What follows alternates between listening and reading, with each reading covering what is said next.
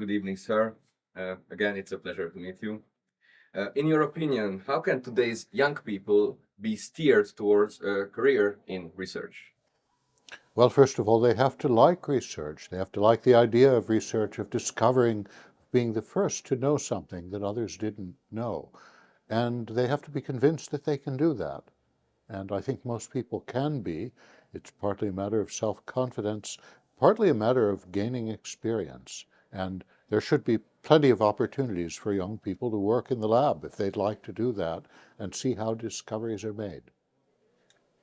And once they have that interest, what would you say to those young people who are preparing for a research career? What advice would you give to them? First of all, I give them the advice that nothing comes of nothing. You do have to work hard in research, but it's very rewarding. If you discover something, if you're the first person to know something about nature that no one else knew from Aristotle's time until the present, you feel really great about it. And that's its own reward. That's the greatest reward you can have in research. Great, thank you. And just to hit a little bit home, what do you think about our National Academy of Scientists Education program? What I saw in the last couple of days was people who are very mature, young people who are really trying to do something, to learn. They seem serious.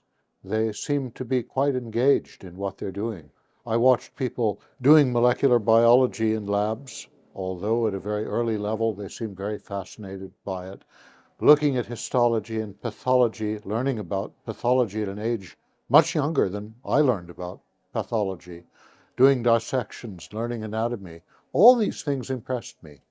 There seems to be a real energy, and you have such a heritage of scientific discovery in Hungary that I think it would be a shame if you don't capitalize upon it, build upon it. I see you're doing that. Do you have any collaborations with Hungarian researchers? Not now, but I may very well in the future. Nice, nice. And what is the, let's say, the perception among US researchers or Western fine scientific research about Hungarian people of Hungarian origin? What is the perception? What is the gossip? Well, I think, first of all, we're accepting of all people, honestly. Whatever you hear, that's the case in America. We're a country of immigrants. I have a very high opinion of Hungarian science and Hungarian people. I have to say, August Semmelweis was one of my heroes early on. And of course, we know of many other great Hungarian scientists who made contributions out of all proportion to their numbers. I think you must revive that.